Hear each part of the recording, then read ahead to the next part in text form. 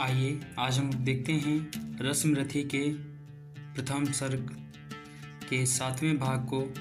हम सभी ने प्रथम सर्ग के 6ठे भाग तक देखा था कि किस प्रकार द्वंद्व युद्ध में कर्ण जाकर अर्जुन को ललकारता है और दुर्योधन कर्ण को कैसे अंगदेश का राजा बनाता है, अर्थात दुर्योधन और कर्ण की किस प्रकार मित्रता होती है। आगे देखते हैं कि गुरु द्रोणाचार्य अर्जुन को लेकर चल देते हैं और चलते हुए अर्जुन को समझाते हैं कि मैं कभी कर्ण को अपना शिष्य नहीं बनाऊंगा।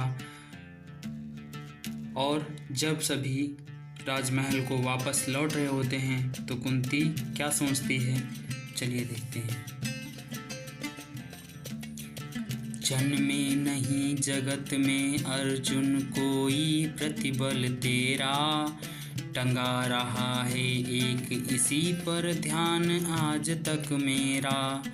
एकलव्य से लिया अंगूठा कड़ी न मुँह से आह, रखा चाहता हूँ निष्कंटक बेटा तेरी राह। मगर आज जो कुछ देखा उससे धीरज हिलता है, मुझे कर्ण में चरम वीरता का लक्षण मिलता है। बढ़ता गया अगर निष्कंटक यह उद्भट भट बाल, अर्जुन तेरे लिए कभी यह हो सकता है काल। सोच रहा हूँ क्या उपाय मैं इसके साथ करूँगा, इस प्रचंडतम धूमकेतु का कैसे तेज हरूँगा। शिष्य बनाऊँगा न कर्ण को यह निश्चित है बात, रखना ध्यान विकट प्रतिभट का पर तू भी है तात। रंग भूमि से लिए कर्ण को कौरव शंख बजाते, चले झूमते हुए खुशी में गाते मौज मनाते। कंचन के युग शैल शिखर सम सुगठित सुधर सुवर्ण, गलबाहीं दे चले परस्पर दुर्योधन और कर्ण। बड़ी तृप्ति के साथ सूर्य शीतल अस्ताचल पर से, चूम रहे थे अंग पुत्र का स्निग्ध सुकोमल कर से। आज न था प्रिय उसे दिवस का समय सिद्ध अवसान, विरम गया क्षण एक क्षितिज पर गति को छोड़ विमान। और हाय रनिवास चला वापस जब राजभवन, सबके पीछे चली एक विकला महसूसती मन को। उजड़ गए हूँ स्वप्न की जैसे हार गई हो दांव, नहीं उठाए भी उठ पाते थे कुंती के पाँव। नहीं उठाए भी उठ पाते थे कुंती के पाँव। आइए आगे हम लोग देखते हैं द्वितीय सर्ग का पहला भाग।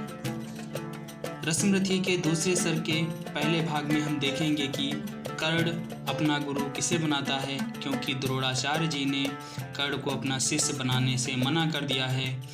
और कर्ण के साथ आगे क्या होता है, चलिए देखते हैं। शीतल विरल एक कानन शोभित अधिक्यता के ऊपर, कहीं उच्च प्रासवड़ चमकते झरते कहीं शुभ निर्झर। जहाँ भूमि समतल सुंदर है नहीं दिखते हैं पाहन, हरियाली के बीच खड़ा है विस्तृत एक उजट पावन। आस पास कुछ कटे हुए पीले धन खेत सुहाते हैं, ससक मूस गिलहरी कबूतर धूम घूम कर खाते हैं। कुछ तंदिर अलसित बैठे हैं, कुछ करते से सुकाले हन, कुछ खाते साकल्य दिखते पड़े तुष्ट सारे गौधन। हवन अग्नि बुझ चुकी गंध से वायु अभी परमाती है, भीनी भीनी महक प्राण में मादकता पहुँचाती है। धूम धूम चर्चित लगते हैं तरु के श्याम छदन कैसे, झपक रहे हों शिशु के अलसित खजरारे लोचन जैसे। बैठे हुए सुखद आतप में मृग रोमंथन करते हैं। वन के जीव विवर से बाहर हो विक्षुब्ध विचरते हैं। सूख रहे चीवर रसाल की नन्ही झुकी टहनियों पर, नीचे बिखरे हुए पड़े हैं इंगुद के चिकने पत्थर। अजिन दर्भ पालास कमंडल एक और तप के साधन, एक और है टंगे धनुष तूड़ीर तीर बरछे भीषण। चमक रहा दृढ़ कुटी द्वार पर एक परशुआ भासाली, लौह दंड पर जड़ित पड़ा हो मनो अर्ध अंशुमाली। श्रद्धा बढ़ती अजिन दर्भ पर परशु देख मन डरता है। युद्ध शिविर या तपोभूमिया समझ नहीं कुछ पड़ता है। हवन कुंड जिसका यह उसके ही क्या है ये धनुष कुठार। जिस मुनि की यह श्रुआ उसी की कैसे हो सकती तलवार। आई है वीरता तपोवन में क्या पुण्य कमाने को, या संन्यास साधना में है दैहिक शक्ति जगाने को। मन ने तन पर सिद्ध यंत्र अथवा शास्त्रों में पाया है, या कि वीर कोई योगी से युक्ति सीखने आया है। परशु और तप ये दोनों वीरों के ही होते श्रृंगार। क्लियो न तो तप ही करता है ना तो उठा सकता तलवार। तप से मनुज दिव्य बनता है, षड्विकार से लड़ता है तन की समर भूमि में, लेकिन काम खड्ग ही करता है। किंतु कौन नर तपोनिष्ठ है यहाँ धनुष धरने वाला। एक साथ यज्ञाग्नि और अस की पूजा करने वाला। कहता है इतिहास जगत में हुआ एक ही नर ऐसा। रण में कुटिल काल सम क्रोधी, तप में महासूर जैसा। मुख में वेद पीठ पर तरकस, कर में कठिन कुठार विमल। साप और सर दोनों ही थे जिस महान ऋषि के संबल। यह कुटीर है उसी महामुनि परशुराम बलशाली का। भृगु के परम पुनीत वंशधर व्रती वीर प्रणपाली का। हाँ वही कर्ण की जांघों पर अपना मस्तक धर कर सोए हैं तरुवर के नीचे आश्रम से किंचित हटकर। पत्तों से छन छन कर मीठी धूप माघ की आती है। पड़ती मुनि की थकी देह पर और थकान मिटाती है। कर्ण मुग्ध हो भक्ति भाव में मग्न हुआ सा जाता है। कभी जटा पर हाथ फेरता, पीठ कभी सहलाता। चढ़े नहीं चींटियां बदन पर, पड़े नहीं तृणपात कहीं। कर्ण सजग है उचट जाए, गुरुवर की कच्ची नींद नहीं। वृद्ध देह तप से कृश काया, उस पर आयुध सा कंचन, उस पर आयुध सा संचन।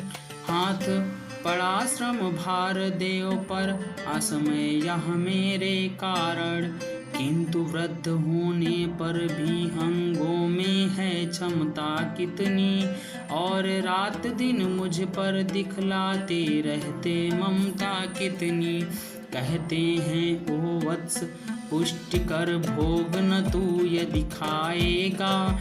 मेरे शिक्षण की कठोरता को कैसे सह पाएगा। अनुगामी यदि बना कहीं तू, खान पान में भी मेरा सूख जाएगा लहू, बचेगा हड्डी भर ढांचा तेरा। जरा सोच कितनी कठोरता से मैं तुझे चलाता हूँ, और नहीं तो एक पाव दिन भर में रक्त जलाता हूँ। इसकी पूर्ति कहाँ से होगी बना अगर तू सन्यासी, इस प्रकार तो चबा जाएगी तुझे भूख सत्यानाशी।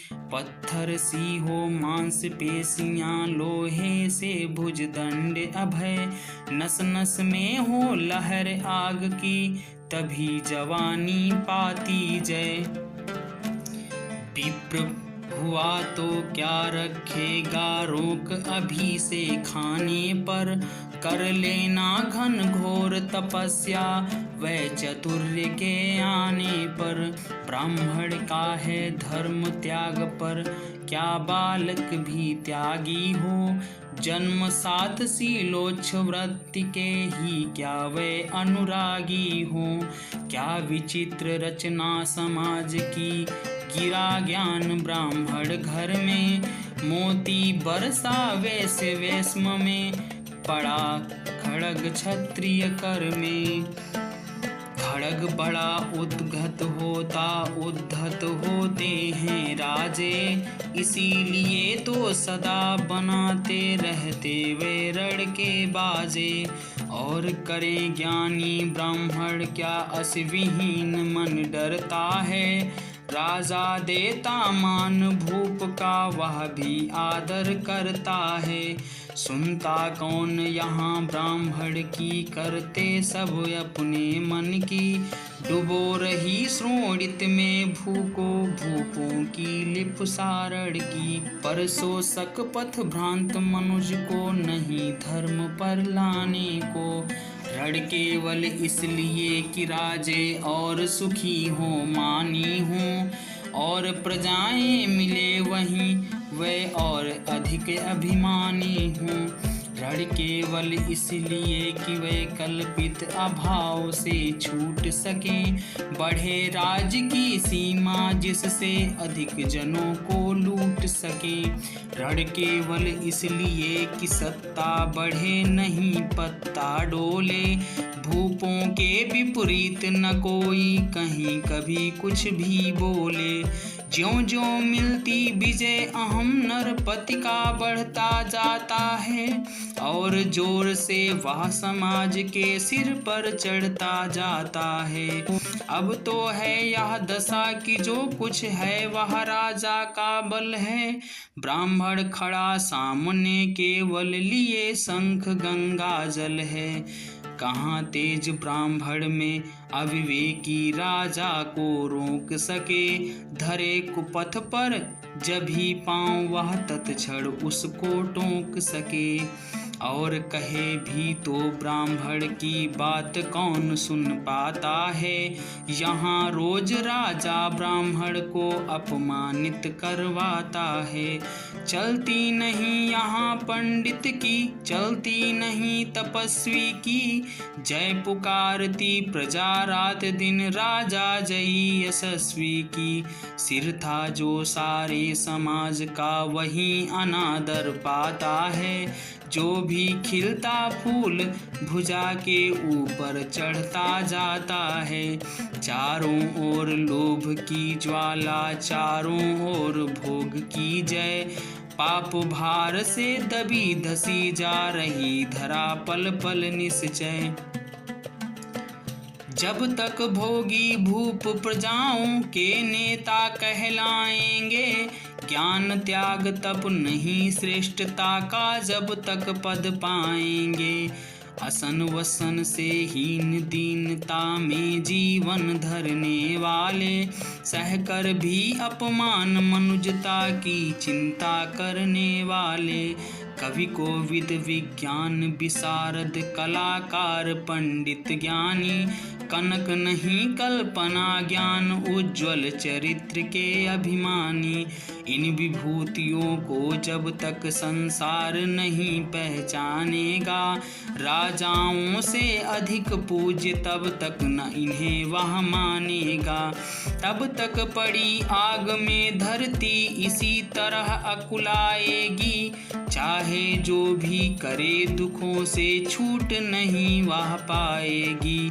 थकी जीभ समझा कर गहरी लगी ठेस अभिलाषा को, भूप समझता नहीं और कुछ छोड़ खड़ग की भाषा को।